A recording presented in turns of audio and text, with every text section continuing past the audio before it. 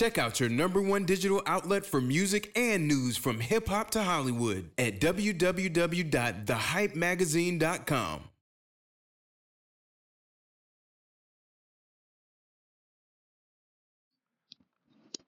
All right, so this is Arkutec.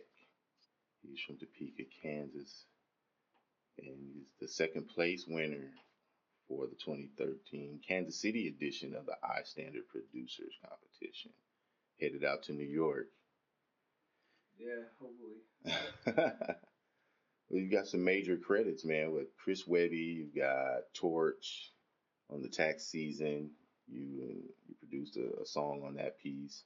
Yeah, I did some stuff. I did a song with French Montana too back in the day. Mm-hmm.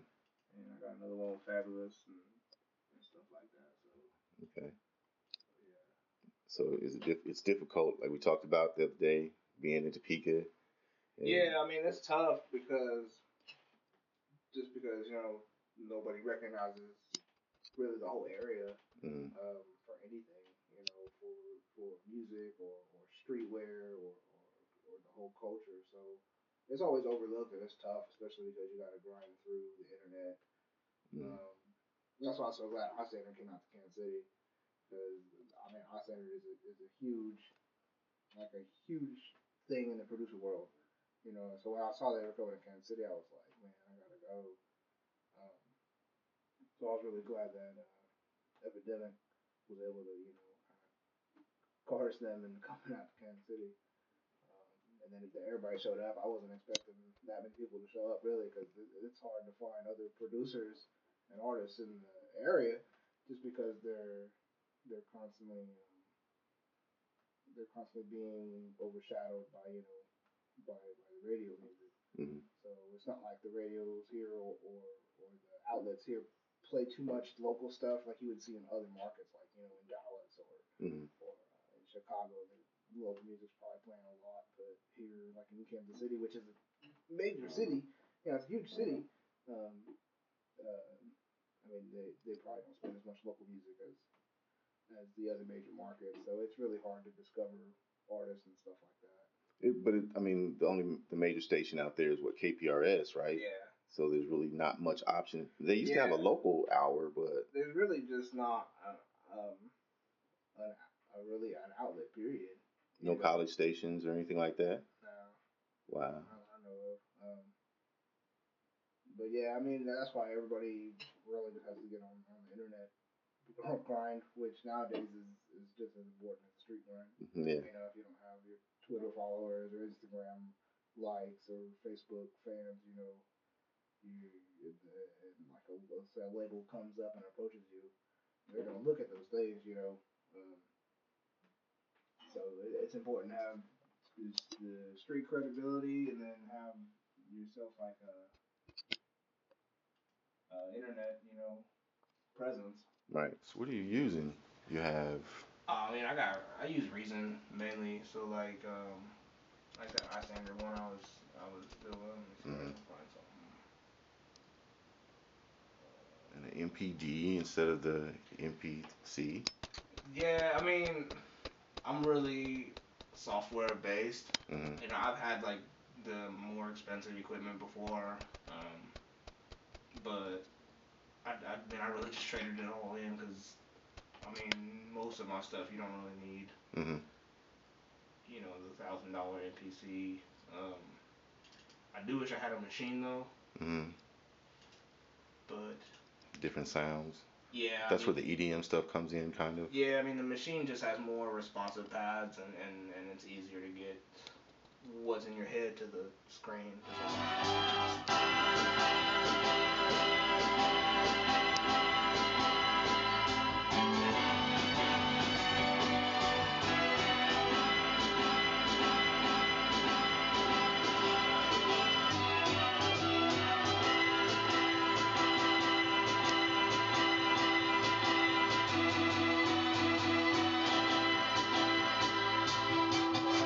That was one of the ones I was playing.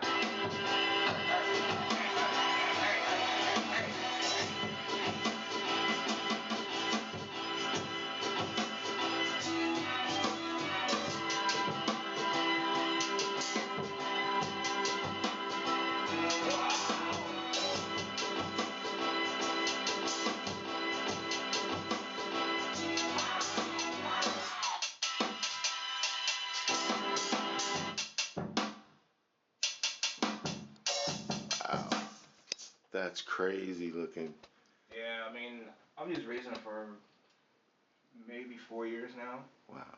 Uh, and I've been with them ever since. Like, I mean, everybody, like, every producer uses their own software, you know. Right.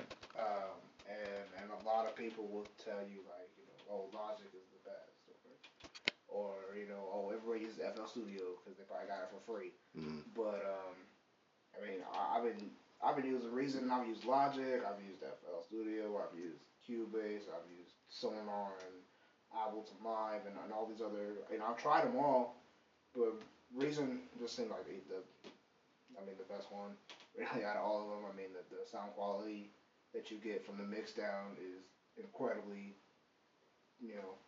spot on, just perfect. And then it's just really easy to get your ideas into the programming, which really, I mean, that's all it's about. It's just getting the ideas that you have in your head um, into the computer, and then you discover new things along the way. Like a lot of times, I'll lay a whole beat down, and then I'll just cycle through sound, and when I find that right sound, the whole beat just changes, and then I change directions with the beat. So it could be a fast process or a slow process. It just depends on how things are going. But I don't really have like a recipe. That was gonna be my next question, like your creative process. I don't really have like a recipe. A lot of producers will open up their programming and they'll have a template loaded up. Mm-hmm. And I'll have a template. It's just the MPC emulator, which is for sampling, and then just the drum machine. That's all I open it up with. Okay. So you open it up with the MPC emulator and the drum machine, and then from there, I mean, everything else comes out. So now you program those sounds according to the buttons, and then how many sounds can you put on each pad? Well, there's 16 pads and there's 4 banks. Okay. So like you can switch banks. So 64 sounds all together in the MPD. And then you got the keyboard too, which this is just Oxygen 25. I used to have like big $500 controller. Mm. Found out I didn't really need it, so I wanted to kind of go, because when I moved in here, I really just I bought the desk and I bought the new controller, and I just wanted to set it up real kind of minimal style, I guess. Mm-hmm. Just because I thought a lot of the other stuff was just kind of cluttering. And then I do a lot of live percussions too, like shakers, claps, and tams and things like that. Okay. So I'm definitely a drummer. I have a drummer's background. I saw the drum kit in the front. Yeah, I got a drummer's background. Played drums all through school. Definitely, I don't know how good I could play right now, but really playing the drums, back in the day, kind of laid the groundwork for what I do today. So that's how you discovered your love for creating the music? Definitely, yeah. I mean, growing up, my family, especially my dad, they were really music lovers, and my dad, he played bass, and he was always playing music. I definitely grew up on classic rock. So I definitely grew up in that music genre where it was like Azteca and stuff like where it was really full sound and music developed. I mean, you had like 8-minute tracks, right. And that's when synthesizers were coming about and things like that. So, and I guess I was kind of a late bloomer into hip hop. I wouldn't say I was like a hip hop head back in the day. Right. But once I started to listen to it, and I went back and revisited, past projects. I mean, I just, I loved it, and I combined it with what I had already learned through music, and then I started getting into the producing world with FL Studio. I started on FL Studio back on PC. And I made a lot of stuff on there. And I started realistically like back in 7th or 8th grade. Okay. You know, but I didn't really start taking it actively until 2006, which would have been I think my sophomore and junior year in high school.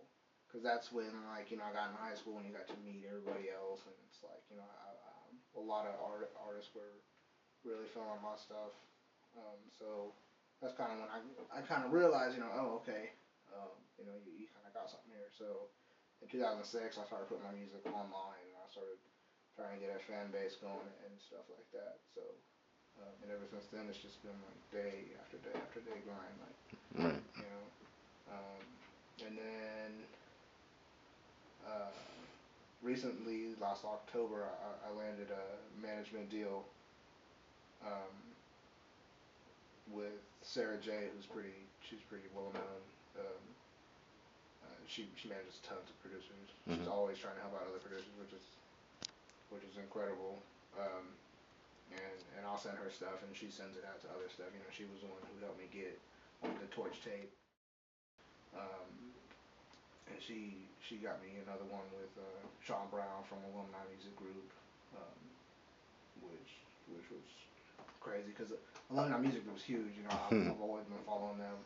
So to do something with, you know, some of my favorite artists is really crazy. It's tough though, just because, like, I mean, a lot of mixtape placements, you know, you're not getting paid because nowadays artists drop all the music for free. Right. You know, because they're, you know, the whole industry is kind of like just changing. So a lot of artists are dropping their music for free. So you got all these producers out here who are just grinding for the credibility and for the recognition. Right. So the elusive album cut, that's what every producer is really after. Okay. You know, to hit that single or to hit that album, and then to, you know, get your publishing and, you know, collect payments. So for Torch, it was a freebie, basically. Yeah, but I mean, you always got to make sure that they, you know, have your name on there. Right. Otherwise, there's really no point. So Shoes, Torch, and you know, whoever worked in his camp, and Sarah J, they're really good about that. You know, okay. So you get that thing on there, and then that really just boosts your status up. Right. So then you got all these other artists who are like, oh, who's Arkutec? Who's Arkutec? Who's Arkutec? So, you know, they're Googling me. My SEO's going up. You know what I'm saying? Website traffic's going up. Right. So that's really what it's all about. And I've really never been like the type of producer who's like, oh, you want a beat? All right, how much money you got? You know, I work with another artist down in Dallas named D1 who's kind of the opposite. He's kind of, you know, he has his music, you know, build up, and there's a lot of layers to it and stuff like that. So it's not just that, you know, go in the studio and energy type thing. It's a lot of, you know, thinking and thought process behind it. So, you know, both just different creative mindsets.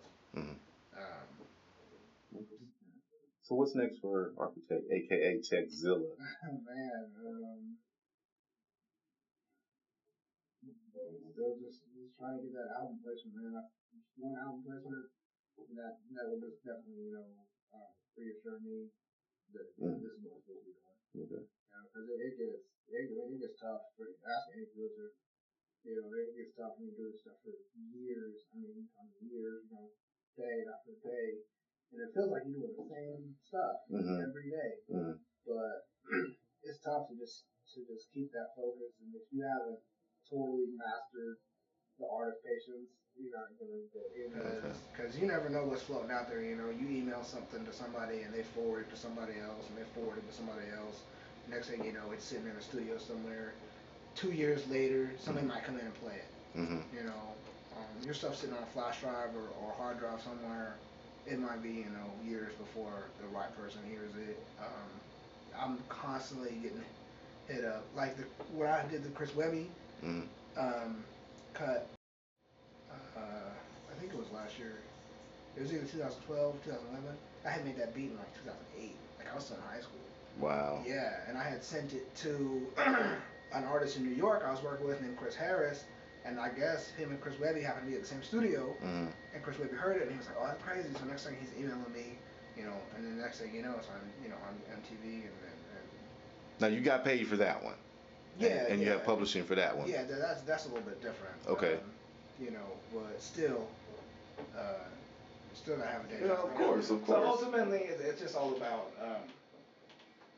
It's just about being able to establish yourself as a producer. Right. And then once you get those 1 or 2 album cuts, you really cement yourself as, you know, I'm here, I'm for real, I'm serious, I'm not going nowhere. Right. And then I think that's when, you know, your money starts to roll in. That's when other people start to hit you up. So for now, I mean, hopefully make it out to New York for the iStandrd event, meet some people, meet some new connections. Still working with my current manager, she grinds harder than me. You know what I'm saying? Yeah. She's got a lot of producers under her belt. So, right. So hopefully something that she's got in the works pops off. I mean, I'm gonna never stop making music. You know, it's just there's a line, you know, where you want to, you know, you gotta take care of, you know, finances and family. You got stuff commitments. Like that. Yeah. So there's definitely a line between how much you want to pursue it, but for right now and for all of next year and probably the year after, I mean, I'm fully going full steam. Okay. With the music stuff. You were talking about pay, and I interviewed Jimi Kendrix. He's got 6 Grammys. Yeah. You know what I mean? This guy, he's got projects that he's still not been paid on. Right. You know what I mean? Because they just haven't been picked up, or they didn't make an album. They ended up on a mixtape, et cetera, et cetera, et cetera. So he's like, just got to keep it pushing. You know what I mean? Yeah. The same way. Yeah, that's just what it is. All right. So where can we keep up with Arkutec? Yeah, I mean, Twitter, it's ARKUTEC, and then I got a SoundCloud. So SoundCloud.com/Arkutec. You can just Google me.